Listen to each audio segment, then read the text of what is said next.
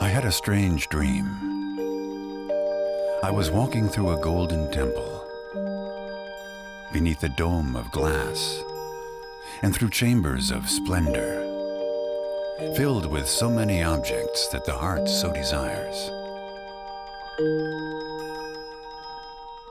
I saw miracles of human skill and artistry, and flawless beings who seemingly lacked nothing. But it appeared they were all searching for something.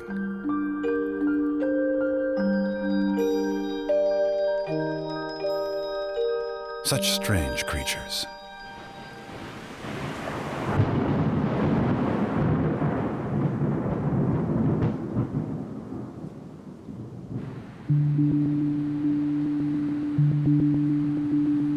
The whole world is in a big mess. The more they get, the more they want. President Bush, after 9/11, said, "I urge all Americans to go shopping." This brain would still make me money. It's the thing in me. I grew up in a way that I would still make money even if I was left in a desert. There is somebody who tries to say, you need this. There are enough people who think they need that. That's what the marketing strategy is that it always tells you you shouldn't be content. Humans are by nature greedy. Evolution has shown us that. As long as this mechanism doesn't become too dominant, it serves the goals of the individual perfectly.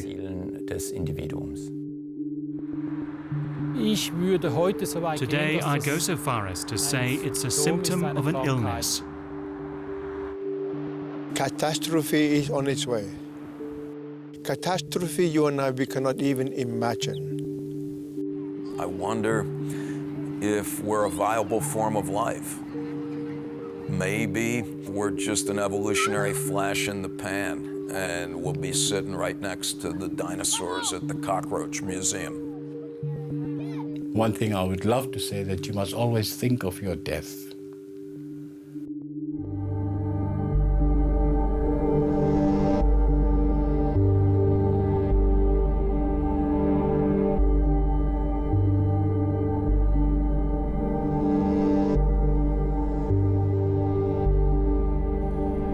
I kept asking myself, why are we like this? We're caring and compassionate, but we're also egocentric and reckless. We give and we hoard. We create and destroy. What is our problem?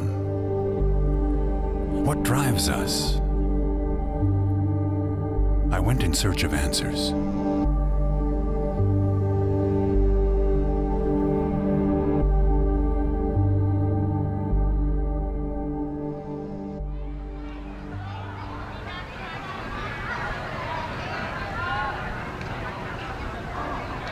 Humanity's at the crossroads. I think a historical moment. The physical environment is undermined to the point where we need to attend to it. War is something that we ought to think about, well, why does that happen? People are pervasively unhappy. On top of all of that, we keep building Walmarts. I see insatiable greed as inextricably connected to all of these other difficulties that if we don't recognize and come to terms with, we're literally putting our species at risk. I get that.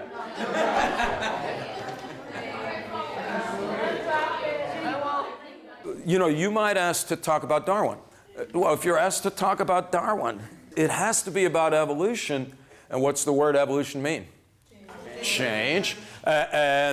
So evolution is an idea that Darwin is trying to understand. And what's his strikingly original proposal? Natural selection. So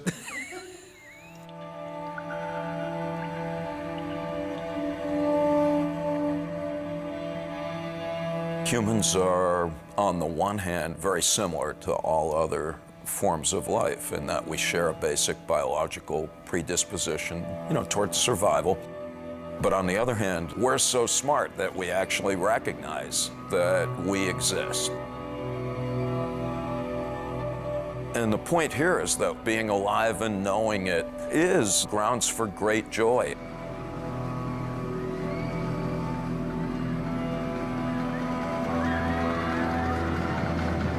On the other hand, it also carries a very terrible existential burden. If you know that you're here, you know that someday, like all living things, that you won't be here. If that's all we thought about, I'm gonna die, I may walk outside and get hit by a meteor, we would literally be paralyzed by abject terror.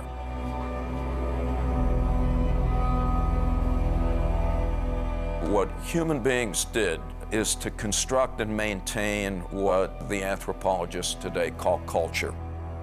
And all cultures offer some recipe for immortality, either literally through the heavens and afterlives and reincarnations of all the world's great religions, or symbolically through the belief that some vestige of our identity will persist over time nevertheless.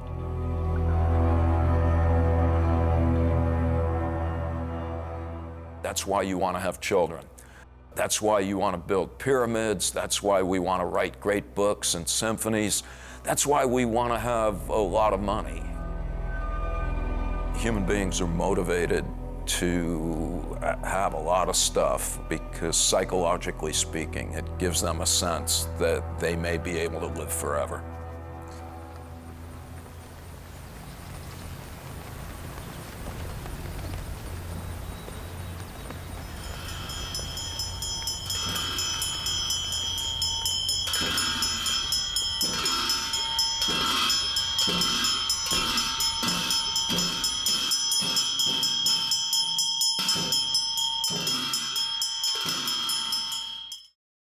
Desire, greed, and the struggle that brings about anger and aggression, from the Buddhist philosophical perspective, are all resultant states of a person consistently trying to look at what is not true. We talk about three fundamental truths: that things are impermanent. Secondly, the fundamental principle of everything is said to be emptiness. But now what happens is we try to build something that makes us forget about this. We try to make things permanent.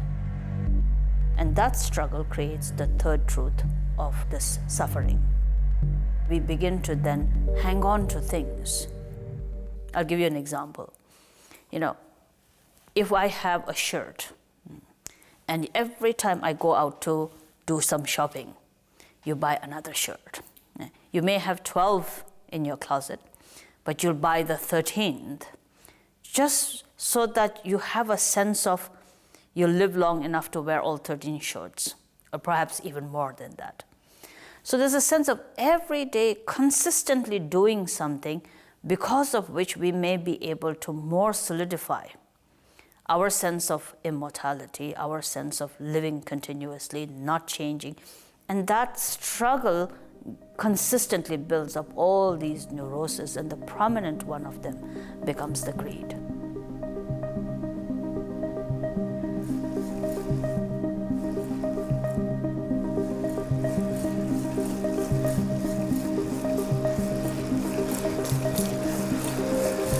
Death is a very real physical phenomenon. And it doesn't matter how good your symbols are, your religion, your politics, your money, they're still symbols. And none of them will be sufficient to minimize death anxiety, or rather to eliminate it. You can reduce it, but you can't get rid of it.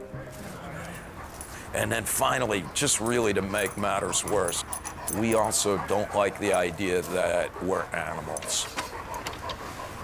From a starkly biological point of view, we're not all that much more significant or enduring than lima beans or armadillos.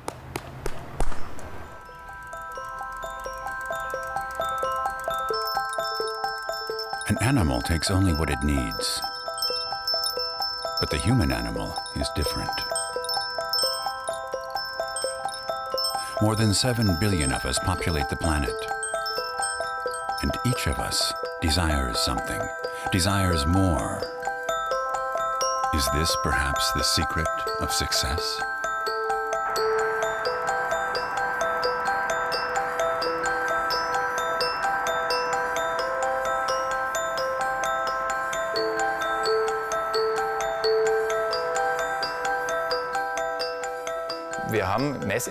We've now developed instruments to measure greed as a personality trait, and also to elicit a state of greed in people. Menschen in einen Zustand der Gier zu versetzen. This is the balloon task. We use it to measure our test subject's willingness to take risks. The subject has to try to keep inflating a balloon. The larger the balloon, the more it's worth. In each round, the subjects play for real money. Every time they inflate the balloon, they're risking that it might burst, and then their money would be gone. We've been able to demonstrate that people who tend to be greedy are more likely to take risks when performing this task. So they inflate the balloon further than do normal test subjects. And we see that people who tend towards greed also demonstrate an altered brain response. In this graphic, we see how our brain responds to rewards and to punishment. So far, we've been able to demonstrate that the more greedy the test subject, the weaker are the punishment signals.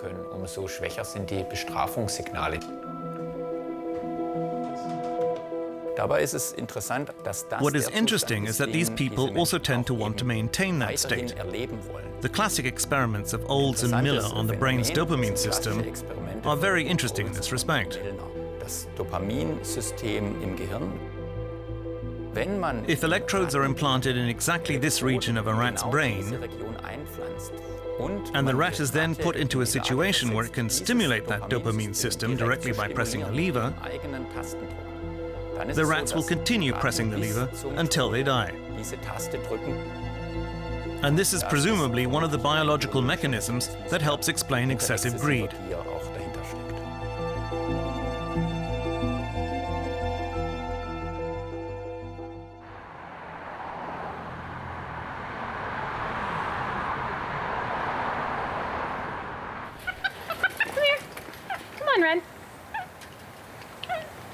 There you go. Where'd Lily go? Oh, you can have 2, okay. Where'd Lily go? You already have 2. Come here.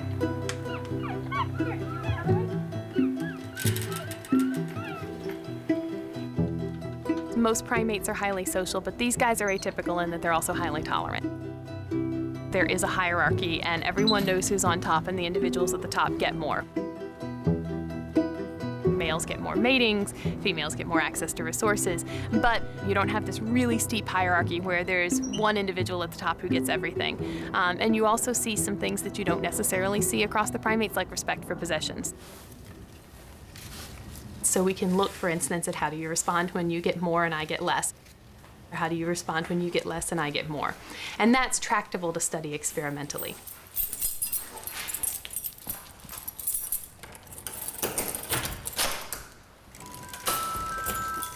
Hey guys, how are you? So the experiment itself is very simple. You take 2 monkeys or 2 apes, sit them next to one another, and you interact with them sequentially. And what they have to do is a very simple task. So we give them a token, they return it, and give them a food reward for having completed it. Good job. But then the critical component is, how does this individual respond to that medium preferred food, like a cucumber or a piece of bell pepper, when their partner gets something much better? Nala, there you go. See this?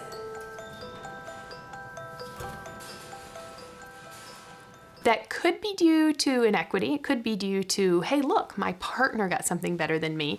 Or it could just be due to general sort of greed, for lack of a better term. Hey, there's a better food out there and I want it. You want your grape?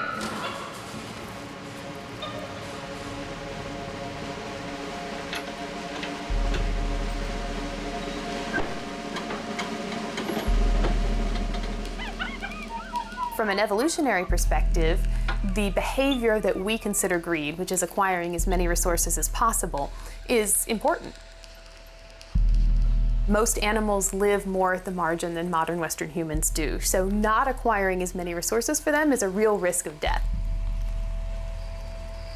In human societies, though, my perspective is that greed has taken on not just acquiring as much as possible, but acquiring as much as possible explicitly at the expense of other individuals. And I don't think that that's something that you can apply to animals.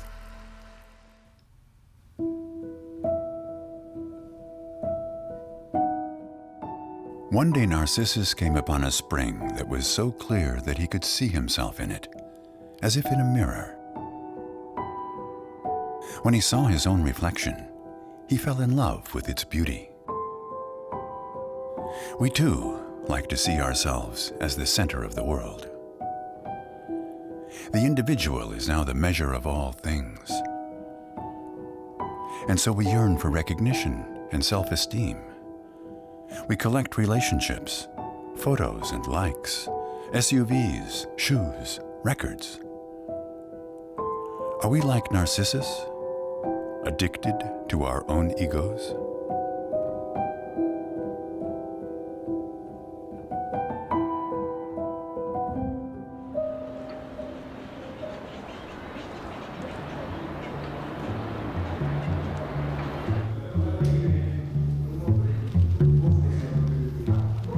Being successful in business is an art. And when you have it, you can be able to take things to a level that people will be surprised. How much is the square meter price?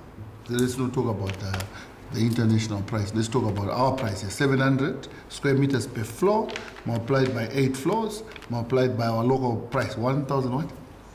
It's 1,000. It's 1,000. Yeah, it will cost you 5.6 million. Well, 5.6 million. Yeah, I'd rather deal with those types of figures because that's exactly what it's going to be. Makes sense. Yeah. Huh? I will tell you my philosophy is very simple. There is a thin line separating a businessman and a criminal. Why? Because anything I do, somebody is bound to say I've cheated him. So all of us as businessmen throughout the world, whether it's Bill Gates, it's Richard Branson, we are all viewed as criminals. But it's because we think beyond other people think. President Mugabe is my brother. From a European perspective, I would be a nephew. From our African, I'll be a brother.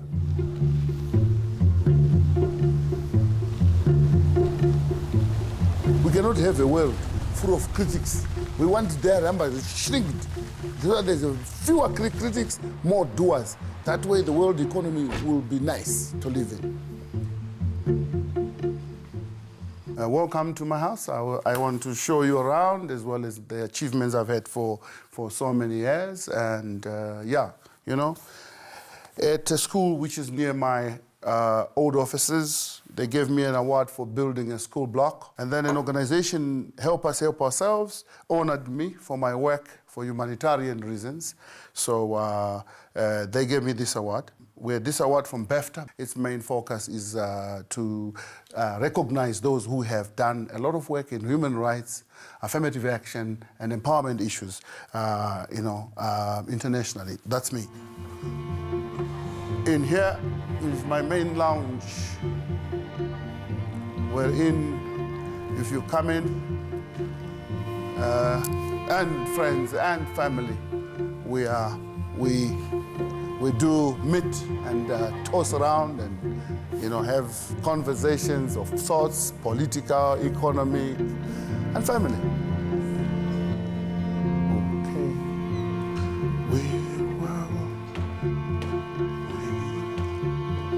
The property has a helipad on top, so when it's cold here, we do put the heaters. So it really has, heaters over here. And this room is called the Mugabe dining room. If I'm refurbishing this house, this is the only room I don't refurbish because it gives me that sentimental relationship with the president. And yeah, the man that money can't buy.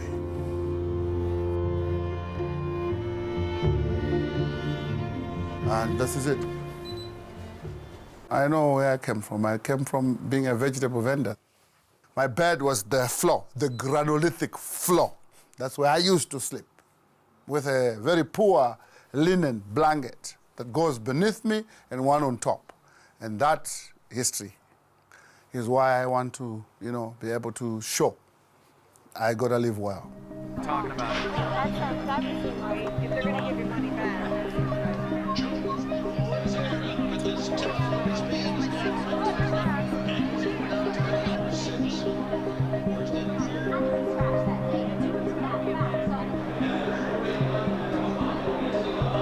It should always be that easy. You're like, oh, I like that one. Things like the racetrack and all other forms of public spectacle are of interest to folks for so many reasons. One aspect of the racetrack is gambling. Another part of it is to highlight one's status relative to one's fellow human beings. Somebody is, quote, better, not by how big or strong he or she is, but rather how one dresses, how you conduct yourself, and how you establish that you are richer than, more worthy than, and therefore more immune from death than all of the other folks who surround you. In some ways, this is no different than dominance hierarchies in primates.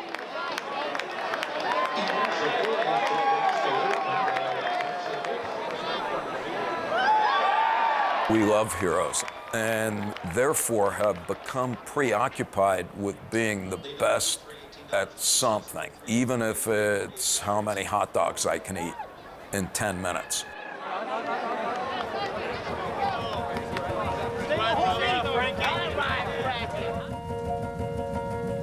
In America, we're number one, not in science or literacy or anything important. We are number one in depression, however.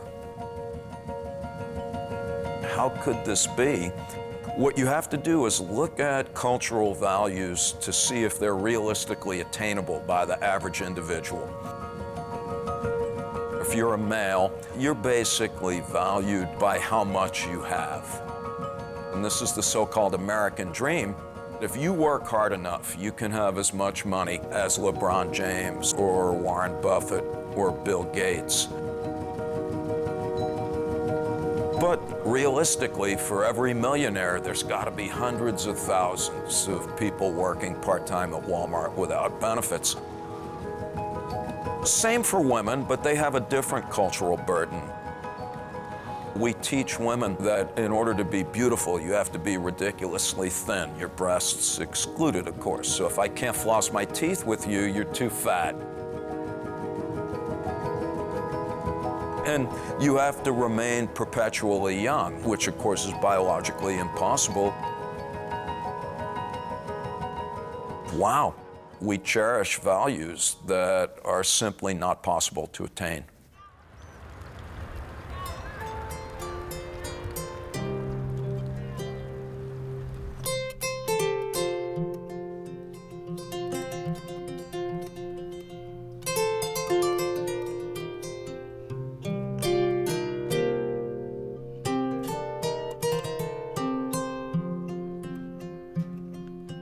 If you say, I want to be true to the world, you got to get rid of all your I'ms. And when I say your I'ms, I'm talking about I'm this and I'm that. I can do this and I can do this. Oh yeah, I did this last year. Oh, I can do that. Oh, I'm better than him. So all those I'ms, it's egos.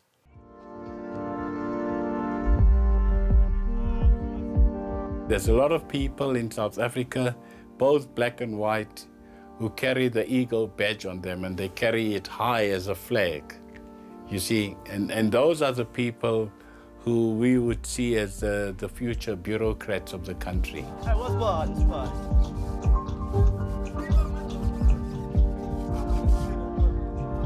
If you are driving into a poor neighborhood where you know people are starving to death, and you're driving down with your Mercedes-Benz or your Rolls-Royce, that is the worst thing you could ever do.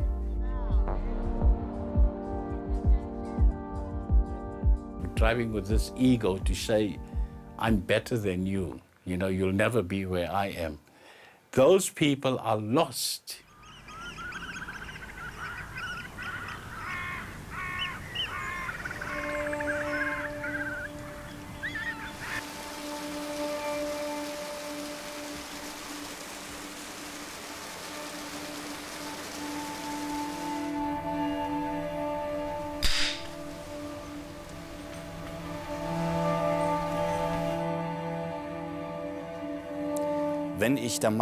If I believe I have to assert my ego, the only way I can do that is through greed. I'm forced to constantly incorporate something into myself that lends stability to my ego. Those can be material things, but they can also be spiritual things. For example, ideas like I'm important, for example, or I'm somebody due to money or fame or my title or something like that. Our entire modern world is based on this.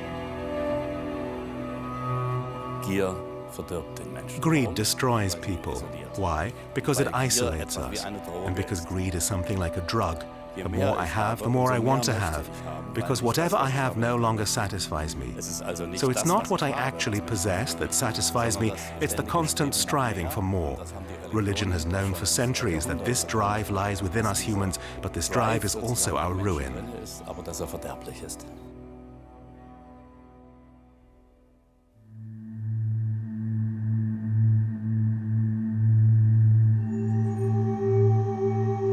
Since time immemorial, there have been stories of people who could never get enough. People like King Midas. He asked Dionysus to grant him a wish, that everything he touched would turn to gold. But even his food and his drink turned to gold. It seemed he might starve or die of thirst. Gold and riches have always been cast under the spell of omnipotence and a whisper of eternity. What, I ask myself, gives money such a powerful allure?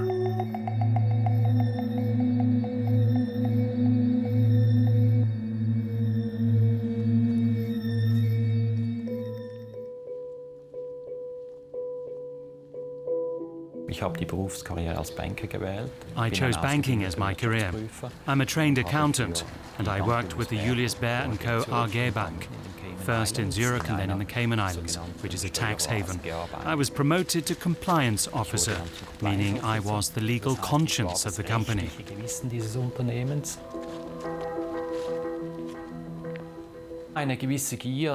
A certain amount of greed is instilled into you.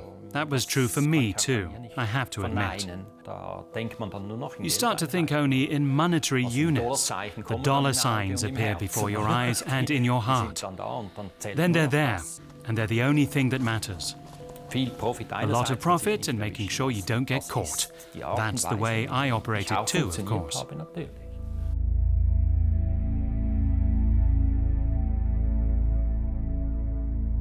In my function as compliance officer, I determined that we had criminal clients. There were names like Bin Laden, there was a Mexican drug boss. It became clear to me that I was working for a criminal organization and that the bank was a participant in tax evasion and fraud.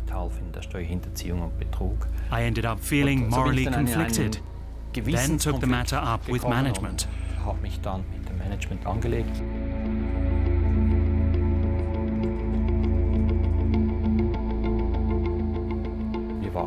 We were threatened, and the entire family ended up leaving the Cayman Islands very suddenly. There have been Swiss bankers in the Cayman Islands who have been killed. To an extent, my decision to leave the system was a moral issue. But what was more important, I think, was that I realized the system had turned against me. For example, the threats that were made against me in the Cayman Islands, the way I was fired and then threatened again. The bank would destroy me if I tried to file charges against them. The bank sent private detectives after us. I was followed on my way to work. I had to change the route I took to work, change my work hours. The sight of a black car would upset me. I was completely spooked. I even considered suicide. They wanted to drive me crazy.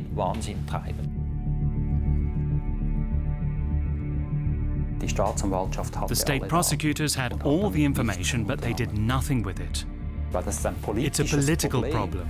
It would make the criminal clients uneasy. They would realize they're no longer safe and protected either.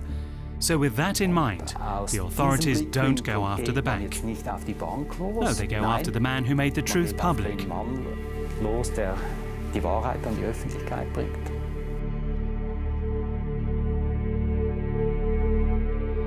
I spent 217 days in prison. The first 30 days were in 2005, and the rest in 2011.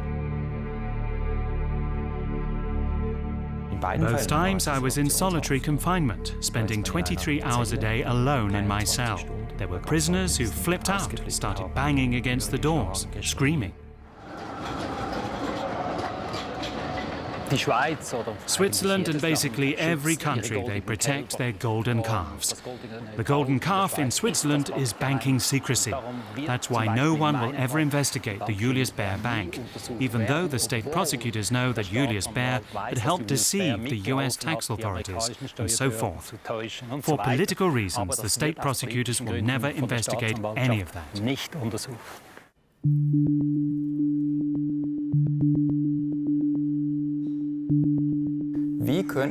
Our question was, how could we create test conditions that would approximate the behavior of a stockbroker, for example?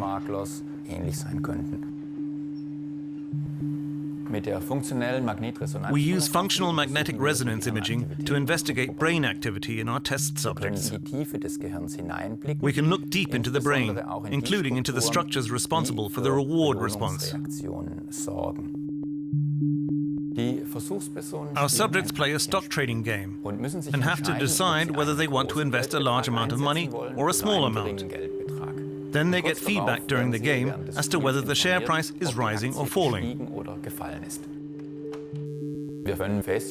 We've been able to determine that people who are especially greedy display a more muted response in regions responsible for punishment and loss of money. This mechanism enables a kind of disinhibition. Ein Mechanismus, der eine Art Enthemmung ermöglicht.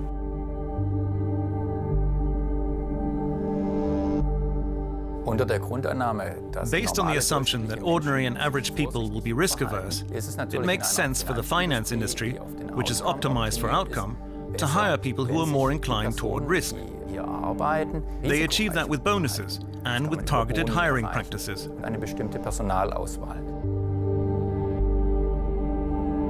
I believe it's just a matter of time before the next finance crisis will hit.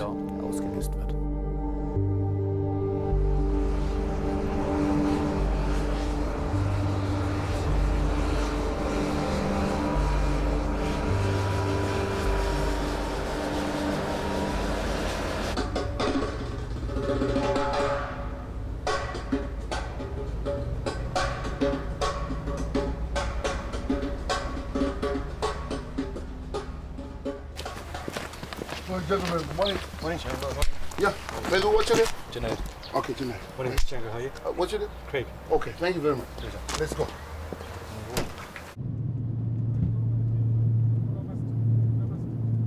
When I started hearing about Warren Buffett's and Bill Gates' wealth, it was around about the 30, 40 billions, but now it's 70 billion. You know, in life, if you have only $1 billion, you can be able to live for 273 years and eat or spend $10,000 a day. Now, how many of us live for 273 years? So if you've got $1 billion, that means you can even spend 30,000 a day because you're not going to last that long. but still other people make much more. You know, nobody can say, I don't want more.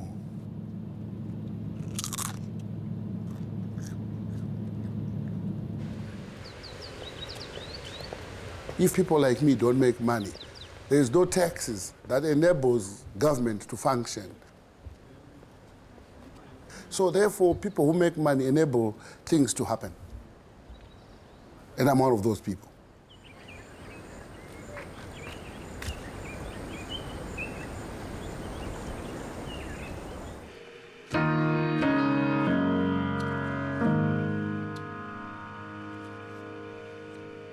More growth, more affluence, more contentment. This is the promise of those who mean well with us. And we're only too happy to believe them. We do our part. Are we hoping to buy ourselves happiness?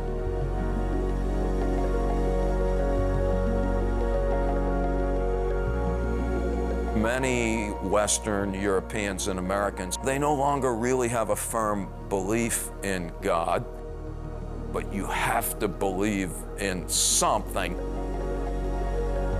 You know, we have these belief systems that reduce death anxiety, but there's always going to be a rumble of panic beneath the surface of consciousness. We're going to take this death anxiety and we got to do something with it. And one thing that we can do is buy a lot of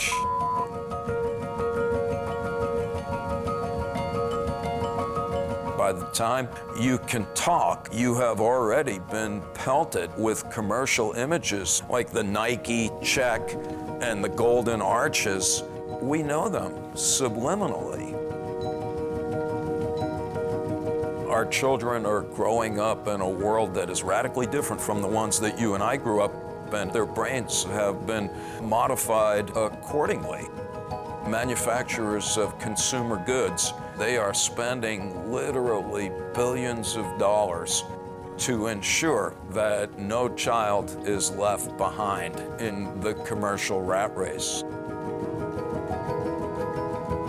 We're basically, in a sense, no different than amoebas. We are attracted to anything that fosters life and pleasure, and we're repulsed and afraid of anything that threatens that state of affairs. Shoes.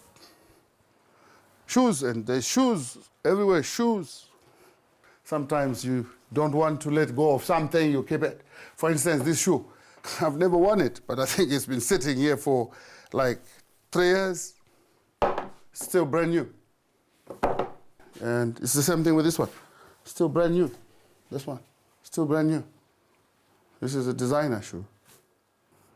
I don't want to be limited because in the Bible, Genesis says you must have dominion over everything. That gives me that strength. Yeah. Nobody in the Bible, I can open it for you, nobody is poor. Abraham, Moses, everybody is a rich man in the Bible. Bible does not talk about poverty. The Bible is the biggest money machine. Every verse, each verse talks about money. That is something that people need to realize. And I'm happy that there's something like this.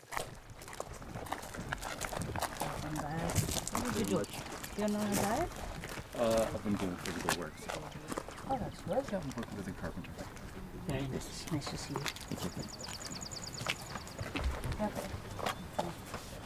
I think the key for the material society is that it'll always tell you that there's something missing. You need something else. We're all contributing. I don't think it's only you can't just blame someone who's trying to sell you something. So demand and supply. We're all sort of supporting each other in it. And we've all gotten into this cycle that we are unable to find ourselves free from.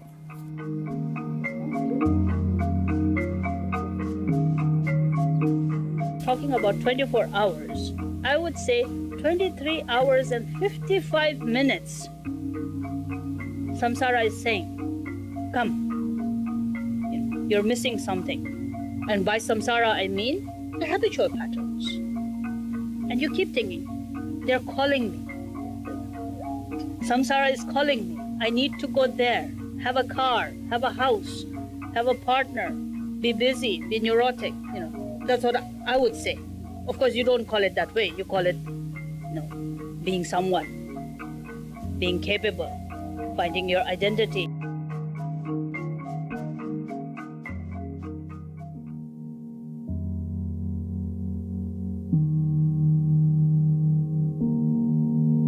Where there is discontentment, you're always looking for more, you're always looking for more. That struggle brings about so much insecurity and unhappiness. One of the reasons why people acquire so much is because it feels good. There are both neurochemical and psychological feedback loops. It causes you to continue doing it well beyond what you actually need. It's one thing when you go out and get a cup of warm coffee on a cold, rainy day. It's completely another thing when you buy a 75th pair of shoes. You really, really don't, in any stretch of the imagination, need those shoes, but they're still going to make you feel good. There is this drive to, as we say in the US, keep up with the Joneses. In our wealthy set on Park Avenue, everybody's 16th birthday party, last year, everybody handed out iPods. Well, this year, we're going to hand out iPads. Well, this year, we're going to do this. And so there's also this sort of ratchet effect.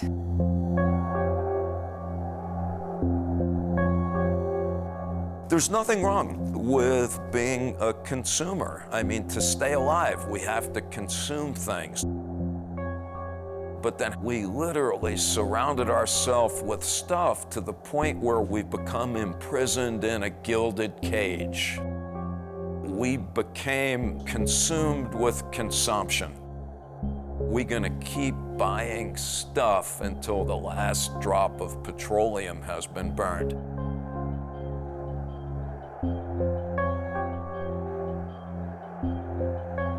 A Flemish proverb holds, "The world is a haystack, and each man plucks from it what he can."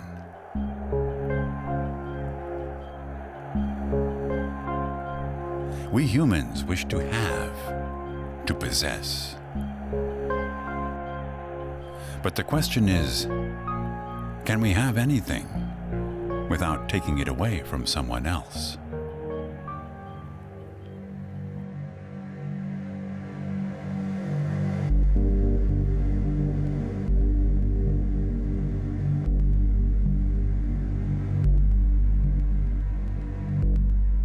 In 1657, the Portuguese came through Mozambique. They were the first people to be here, exploiting gold. Africa was like a farm. So anybody who set himself up somewhere, he could just extract the minerals and take them away.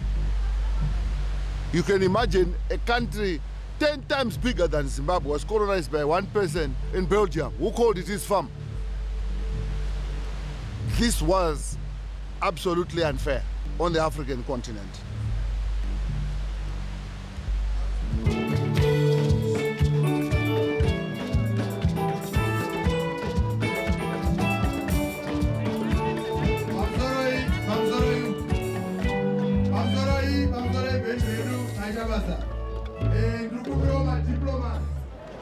That's it.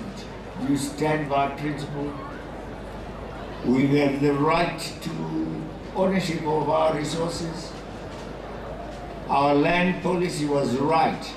We will not reverse it. The man has done a lot. For me, Mugabe ensured that the masses got land, which they got for free, and they're producing.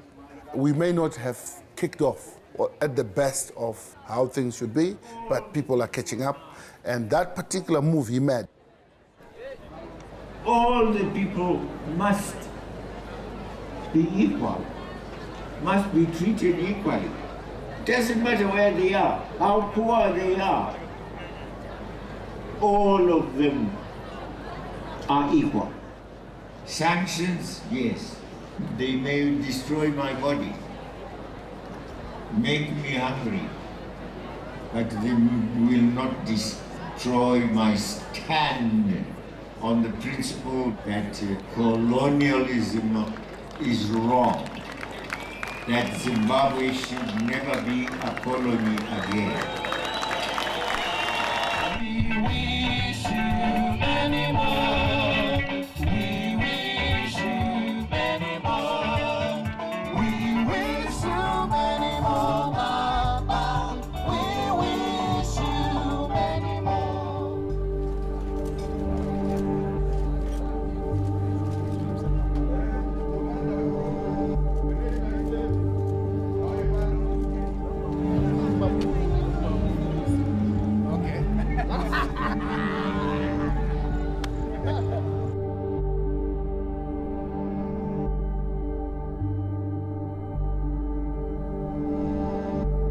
When the Christian missionaries got to Africa, how long had the Africans been there? Forever. They were the first humans. And when they got there, did they say, oh, we would like to learn about the customs that you have used for hundreds of thousands of years? No. What did they say? You're Catholic now, or we will kill you. All right, so they just said, we are the best, the rest. Stop doing that. And you're Catholic now, let's play bingo.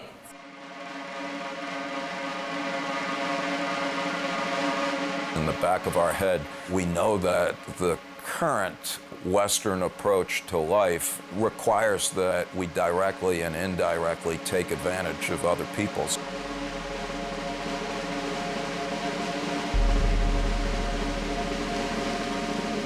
War and stuff go together, and they always have.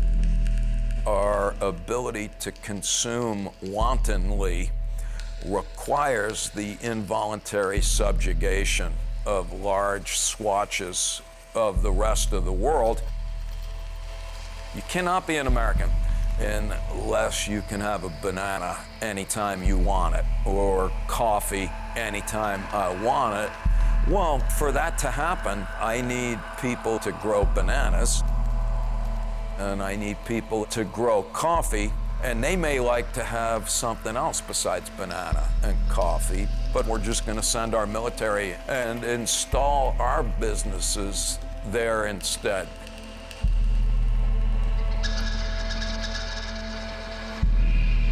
The military and the leaders of the Fortune 500 companies are literally and symbolically inextricably connected.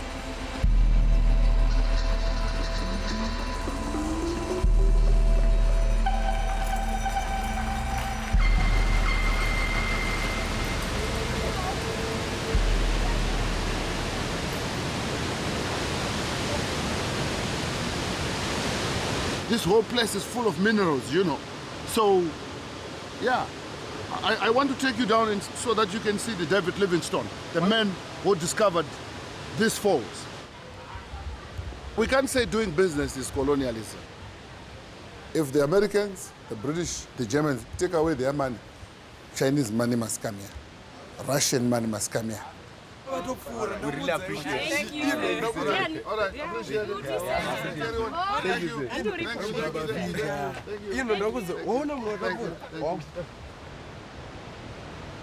The thing is, if we do not have capital as big as the one the Chinese are bringing into Africa, we will not be able to exploit those minerals. And should we create an arrogancy towards money?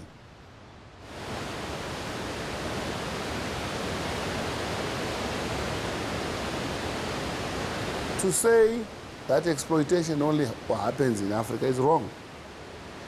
Most Arabian countries have got slaves. Even in Europe, America, there are still people who take people illegally, keep them as slaves, you know, using them, pimping them, and all sorts of things. So that must go, because it isn't the right, you know, thing to do on a human being.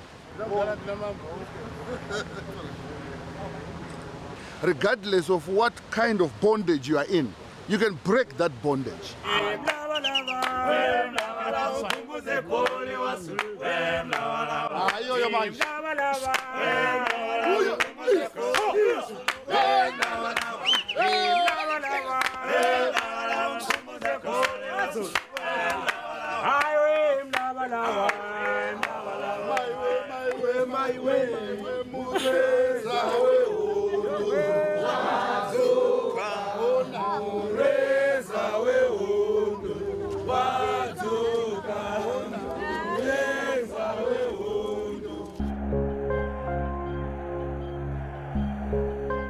In the biblical story of Babel, mankind wanted to build a tower that would reach to the heavens. God punished its pride by creating a confusion of languages. The Tower of Babel, the ultimate symbol of self-indulgence and excess.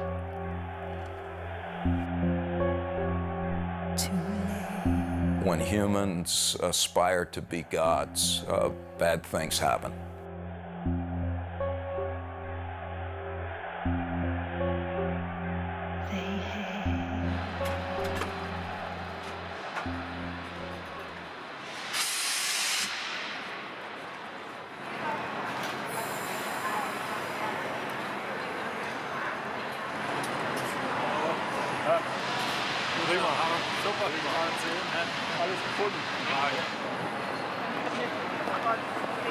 In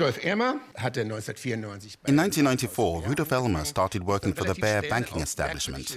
He soon discovered some strange things and tried to speak with management about them and asked if it was above board.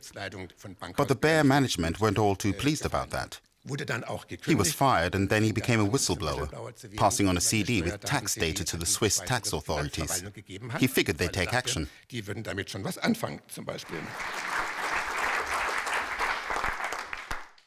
I'd like to talk about offshoring today. By offshoring, I mean not only tax havens, but also what I'd call havens of collusion and concealment. This is Ugland House in the Cayman Islands, the registered address for 19,000 different companies. As President Obama said, either it's the biggest building in the world or the biggest tax scam. Well, it's not the biggest house. Current estimates say about 21 or maybe 31 billion US dollars are hidden offshore.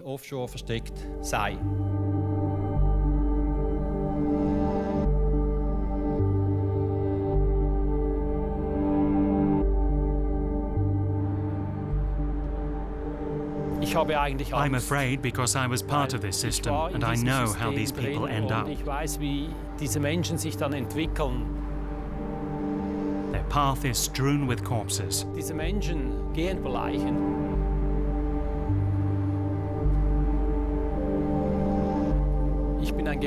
I've become an opponent of capitalism because I see what terrible things it's done to the world.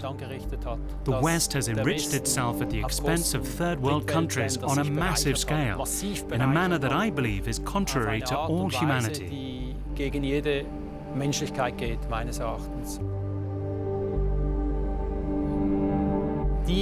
Those who currently hold power will use every means at their disposal to ensure the system remains in place unchanged. Bestehen zu lassen, wie es heute ist.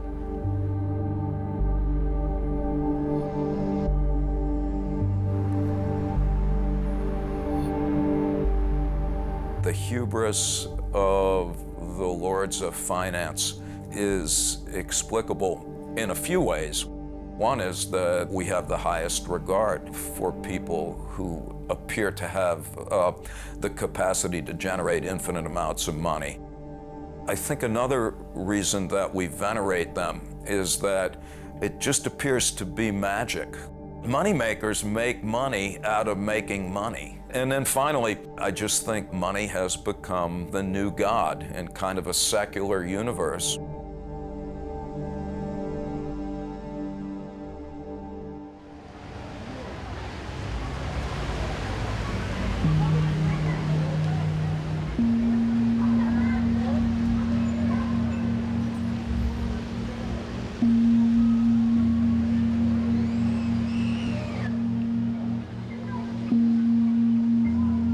I'm not saying people shouldn't be rich.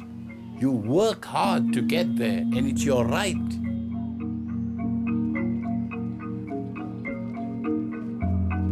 But there are those who don't actually care. They just take and take, and it causes problems.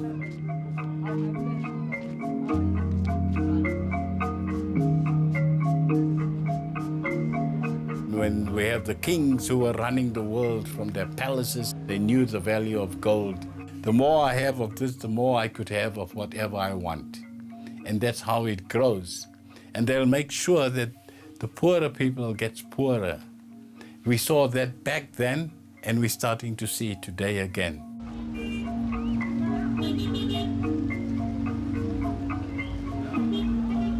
I don't need a Lamborghini, I don't need a mansion. I just need simple things like hi, talk. You can't live a life without money, and you can't live life without love. Because you have to love other people so that they can love you back. And you have to have money so that you can live life the way you want it. Politicians, most of them are greedy. Because you see, especially here in South Africa, there's a lot of corruption. Yeah.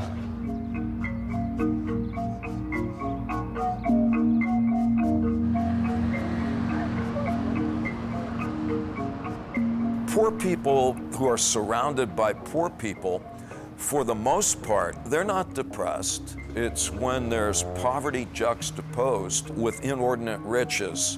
That's what fosters depression and unwellness. There are people who say this is a good thing, that self-interested people acquiring as much as they can or that they would like. The rising tide lifts all boats. Then some people are going to have more, that's fine. Well, the counterpoint, though, is that I don't think it is fine.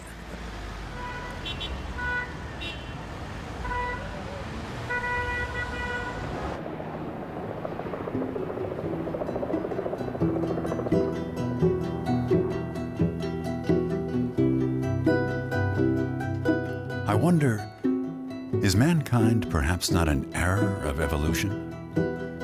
Nature's bizarre experiment on a small blue planet. Are we really mentally incapable of looking ahead?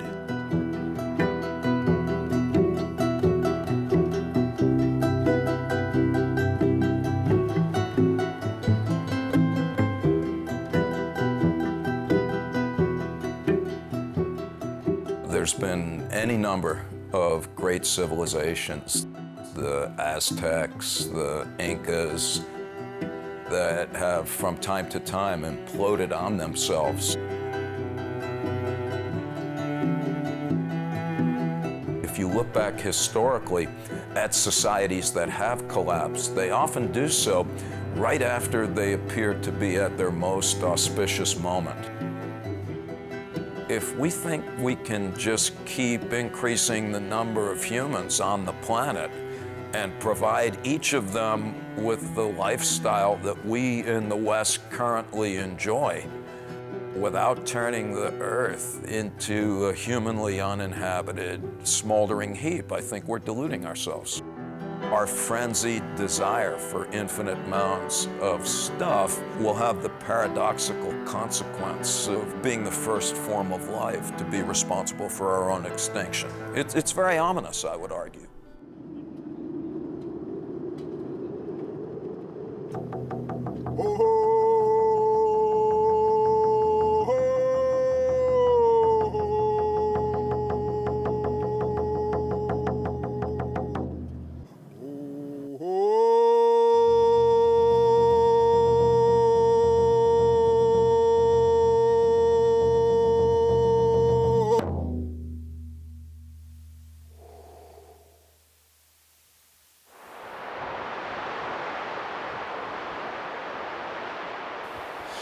This is a ground zero for climate change.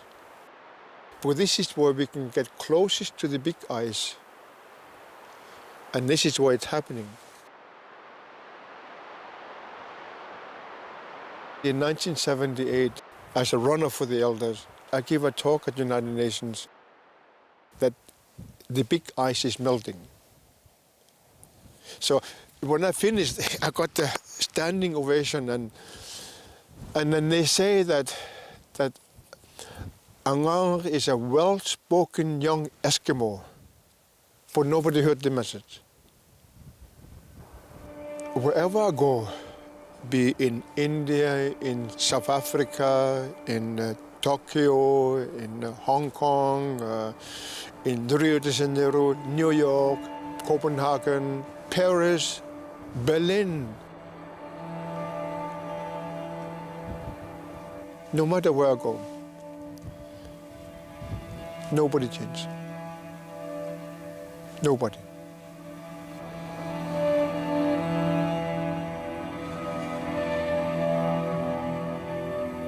At the time of my birth, this ice was on the average 5 kilometers thick. But now on the average it will be about 2 kilometers. That means 3 kilometers of ice has melted. When it gets warmer, and it is getting warmer every single day, with 1 Celsius, the water will literally expand more than 2 meters. Hamburg is only 75 centimeters above the sea level. London is less than a meter as well. I wanted you to see this big ice, to feel her energy.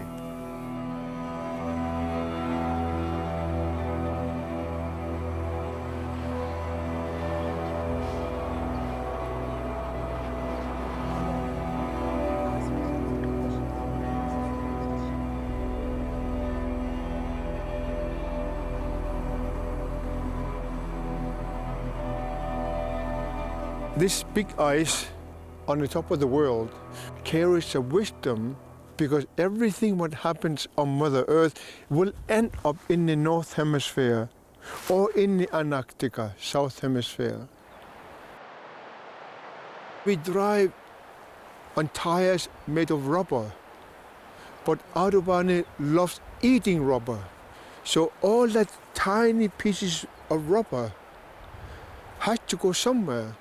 So the wind would catch it, and it goes up to the jet stream, and they end here. And it becomes too heavy here, so it falls down as snow. But when the sun comes back, rubber loves sun, so it melts the ice.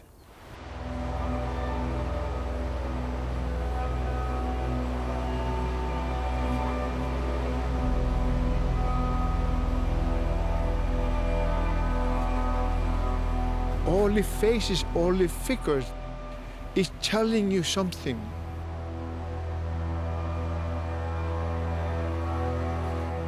Mankind is like a teenager. They don't care about what's going to happen tomorrow. This big ice will melt in your lifetime. Before you become old like me, most of this one will be gone.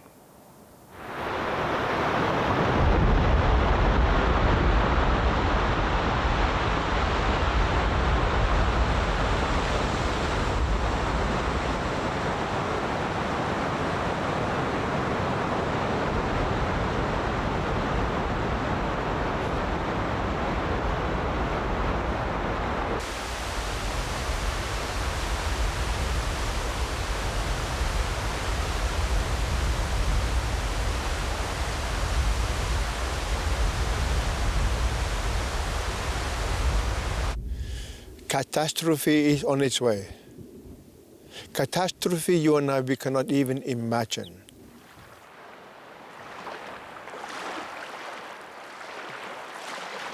Water will always win.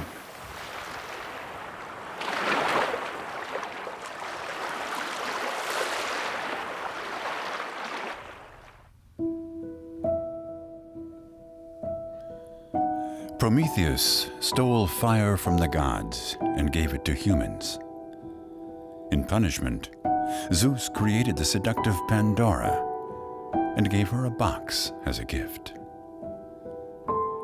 even though she had been warned not to.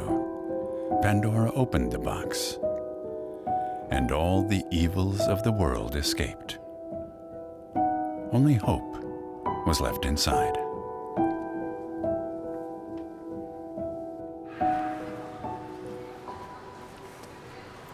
The human race, we have a tremendously decent track record so far of extricating ourselves from profound difficulties once we understand what produces them.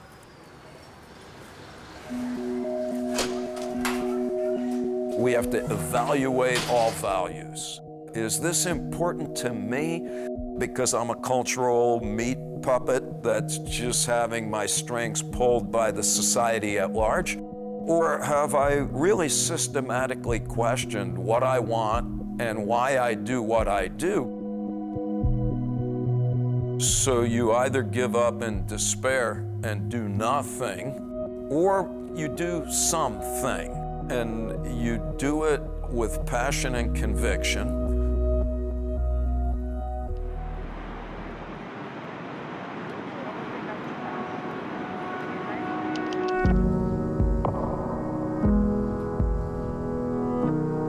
The Cult of Less is a project that I started for myself to try to get rid of everything that I owned, because I found that the more things I owned, the less happy I was.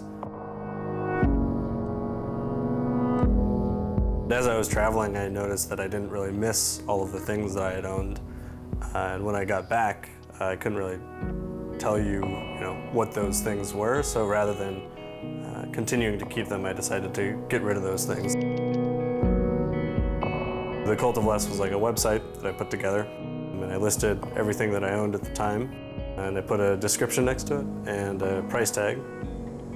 And then over the course of about a year, I sold all of that stuff with the goal of trying to get everything down into 2 boxes and 2 suitcases. And kind of my rule was, if I couldn't remember kind of the last time that I used something, I would get rid of it.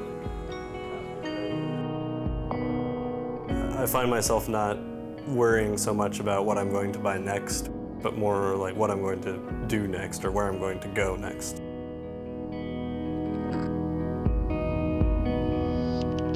The idea of minimalism manifests itself in our work in a lot of ways, but mostly, I guess what we're known for is really how our product looks.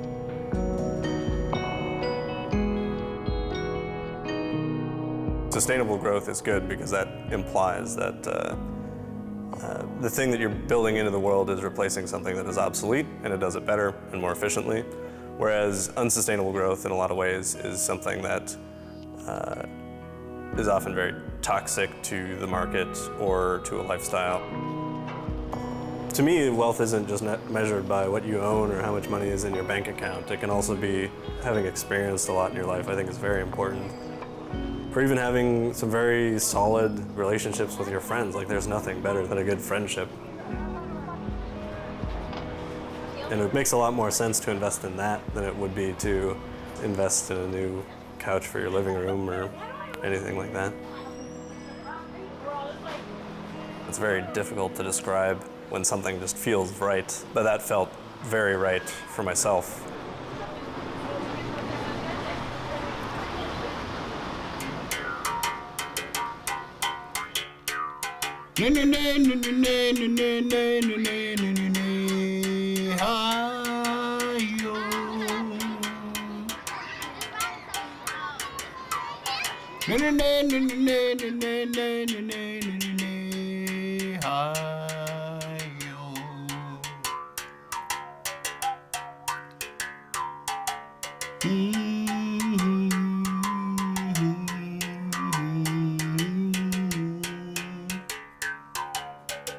If somebody could take one clever youth in every country in this world, a person who's got vision, a person who is honest, if every president or every government could say for one day, get someone out of the society to be a president of that country just for that one day, it could make a big difference.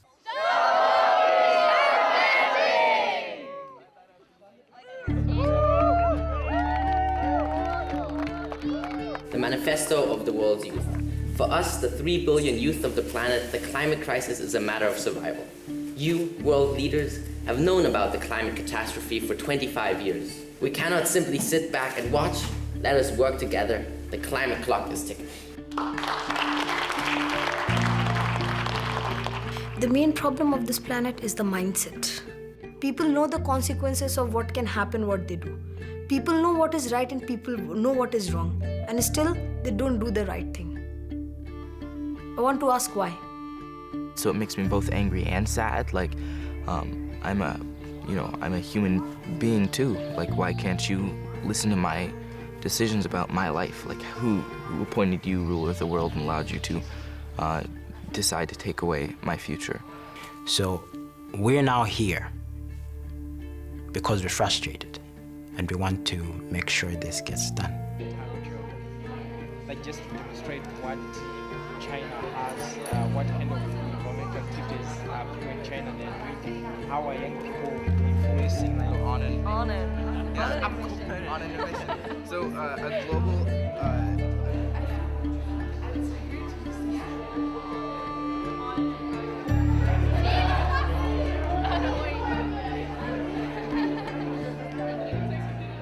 in Malawi, more than 70% they're young people.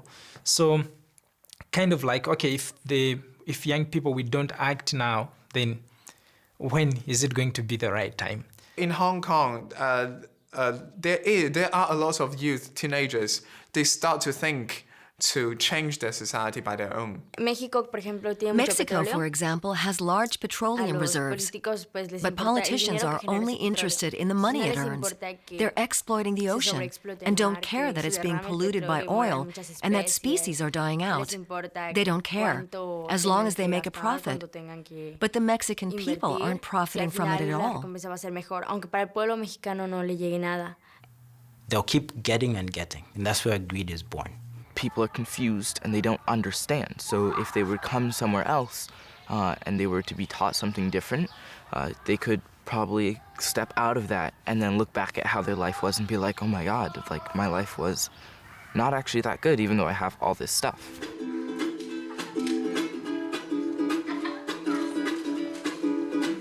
Now I'm the king of the swingers, oh, the jungle VIP, without a reason to stop. That's what's bothering me. I wanna be a man does. Stroll right into town. Be just like other men. Tired of walking around. Oh, I wanna be like you. There are choices we all make. I speak for those that stand by and say, this is my continent. It's not too late. The time has come. We will fight and make a difference.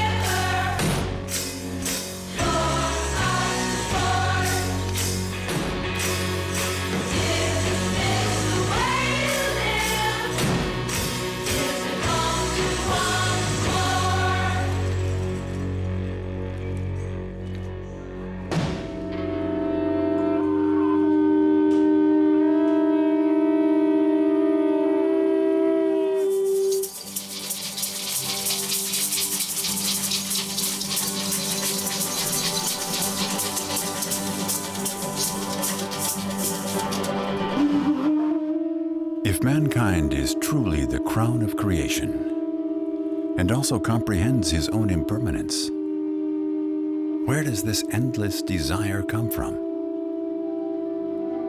What about the saying, you can't take it with you?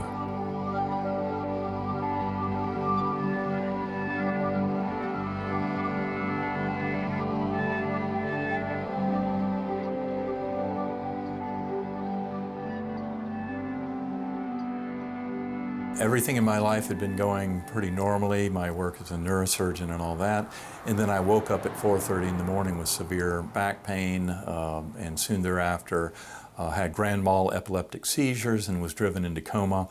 And then I was taken to the hospital, and at that point they determined that I had a severe and very rare form of a gram-negative bacterial meningitis that destroys the neocortex, the part that is responsible for all the detailed awareness in our consciousness. When I first got in the hospital, I had a 10% chance of survival. By the end of the week in coma, I was down to a 2% chance of survival, no chance of recovery. It's a perfect model for human death, and yet it was more like the blinders coming off.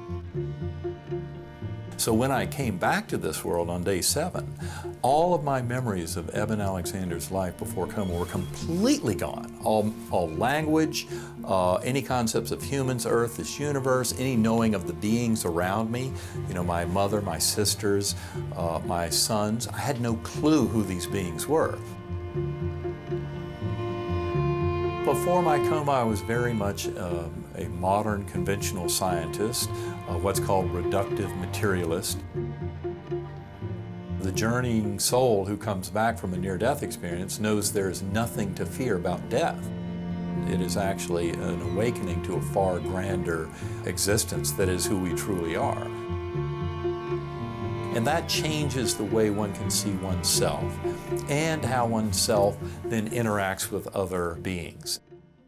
I would say that any perception of greed and selfishness and accumulation of material goods in this material realm is really a symptom of fear, a fear that we in and of ourselves are not worthy. And so we try and accumulate physical goods and kind of build up our little pile as if that will draw people to us or draw that love that we deeply want. It's a bottomless pit. We've separated ourselves from the phenomenon of death.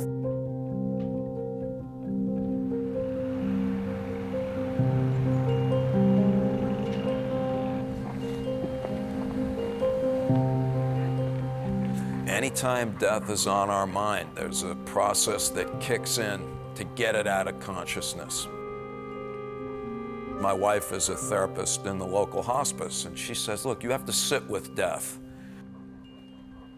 It takes courage to say, this entity that is me and was here yesterday and is here today may not be here tomorrow and will not be here in some vaguely unspecified future. That takes some guts.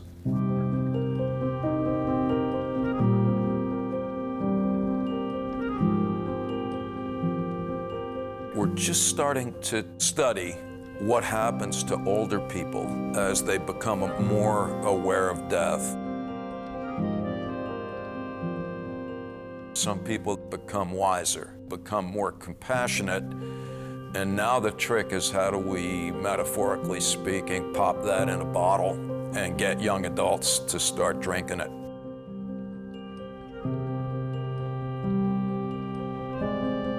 I'm very much afraid of my own death.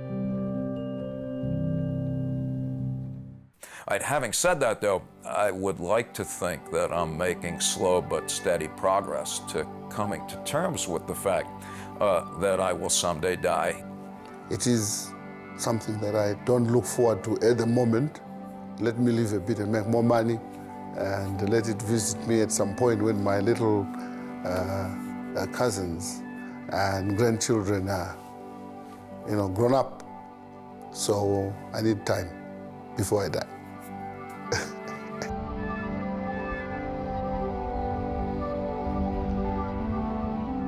It can happen anytime. The 1 minute you're here, the next minute you're gone.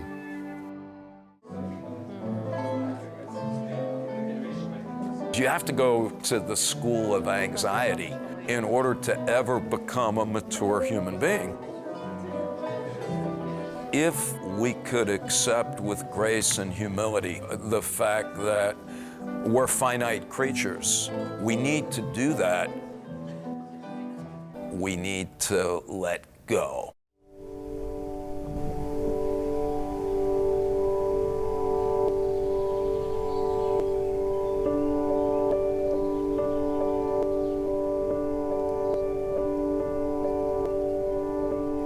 Humans appear to be the only creatures for whom existence without purpose is meaningless. I believe there are two exceptional days in every life. The day we're born, and the day on which we understand our purpose. What is important? What is essential? What do you live for?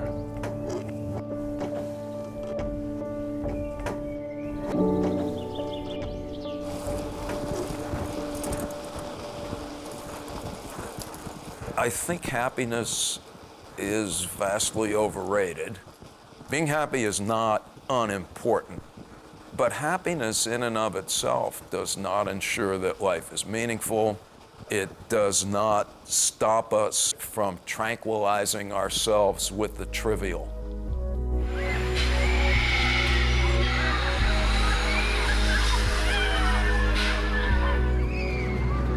If you're just out to be happy, there's a lot of ways to do that, but it doesn't render you any more mature, and it certainly doesn't render you in a position to sincerely confront the fact that you're an ephemeral entity destined to die.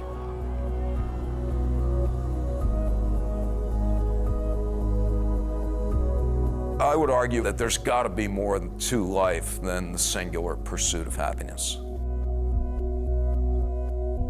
You need some stuff. You know, I like shoes and my bicycle and my house, but I'm still with Mary Poppins in the long run. Enough is as good as a feast.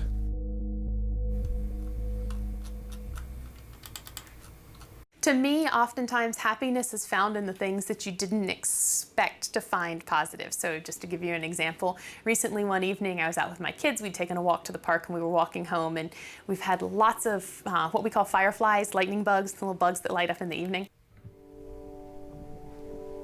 And so we spent 45 happy minutes catching fireflies. We played with them for a while before we let them go.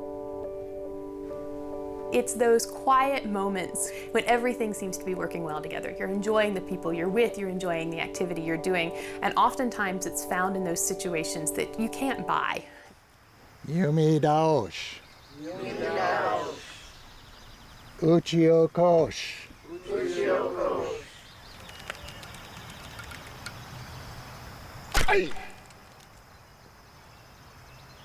Buddhism flourishes best wherever there is a society of people who have crossed materialism and consumerism, found it to not be the answer of happiness and peace. And perhaps that will be the first gate that opens them up to finding answers not on the external, but finding much more answers within one's own self.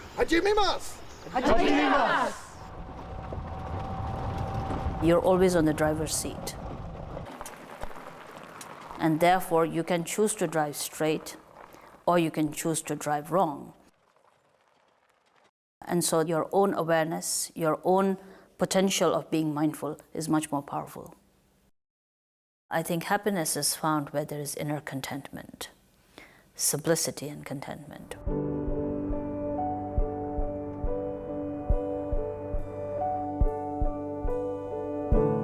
Your money will not impress anybody. How many bags you carry from a shopping center will not impress. What kind of car you drive is not going to impress. What will make the difference is what you bring from you in your heart to the world. And I want to give you an experience which directly relates to the celebration of life.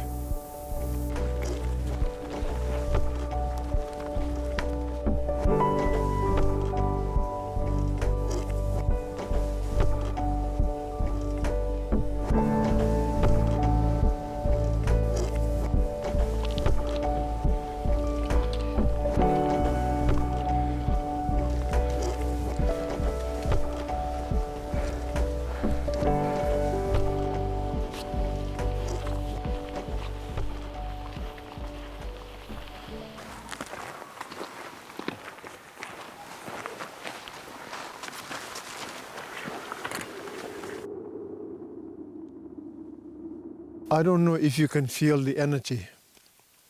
This is the midnight sun. And this is the full moon. Completely opposite of one another. Ho ho! Ho ho! Ho ho!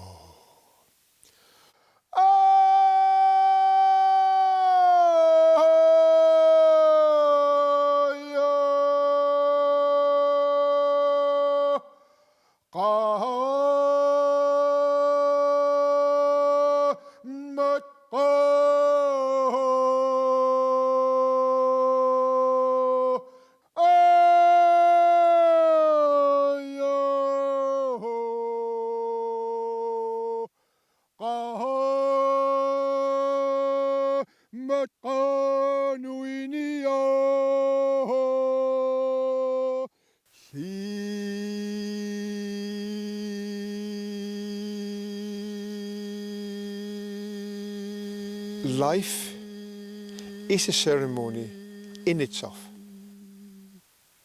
So you had to recreate your ceremony to celebrate your life. That's the key for the change. There's no other key.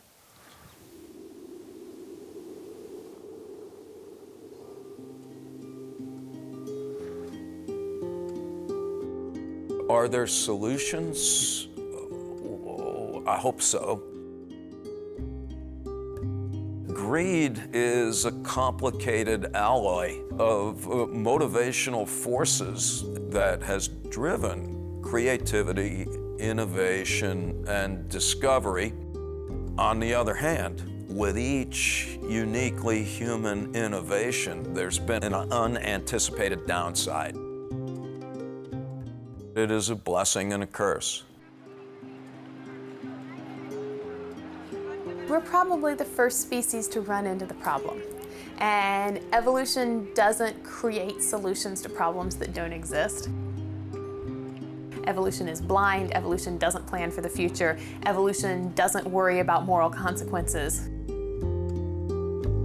We have moral principles, and we all know them, but we don't live by them anymore. That's our problem. We need to live them, and that's not always easy. To understand that every action of my body, my speech, and my thought patterns interconnect and impact the lives of the others. If that genuine sense of awareness could be developed, human life could be and is the most powerful and the most beautiful gift for everyone. I like how Albert Camus put it in one of his notebooks. Come to terms with death. Thereafter, anything is possible.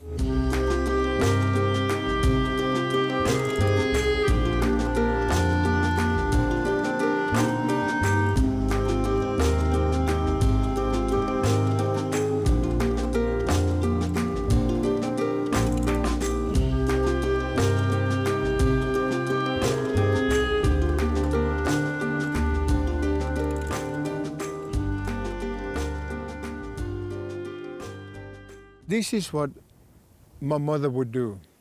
She says, "Oh, oh, oh." Sammak umatinnitok apat. Tawi illit uangalu. Ilisa masapassuagut. Pitchasumik adorsinavagut.